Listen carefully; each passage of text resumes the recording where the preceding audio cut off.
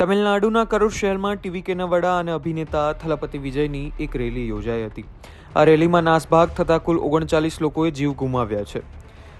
અભિનેતા વિજયને જોવા માટે ભીડ એટલી હદે વધી ગઈ હતી કે લોકો પડાપડી કરી રહ્યા હતા.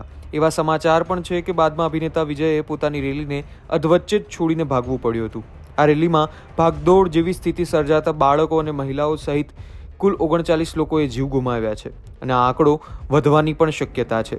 આ ઘટનામાં ઘાયલ થયેલા 95 લોકોને સરકારી મેડિકલ કોલેજ અને હોસ્પિટલમાં સારવાર અર્થે દાખલ કરવામાં આવ્યા છે. આ અંગે પ્રધાનમંત્રી નરેન્દ્ર મોદી અને અમિત શાહે પણ દુઃખ વ્યક્ત કર્યું હતું. વધુમાં કેન્દ્રીય ગૃહ મંત્રાલયે તમિલનાડુની રાજ્ય સરકાર પાસેથી આ ઘટનાનો અહેવાલ પણ માંગ્યો છે. ત્યારે હવે અભિનેતા વિજયે રેલીમાં જીવ ગુમાવનારા પરિવારજનોને ₹20 લાખની આર્થિક સહાયની જાહેરાત કરી છે. તેમજ મુખ્યમંત્રી એમ કે સ્ટાલિને પણ જીવ ગુમાવનારા લોકોના પરિજનો માટે ₹10 લાખના વળતરની જાહેરાત કરી હતી.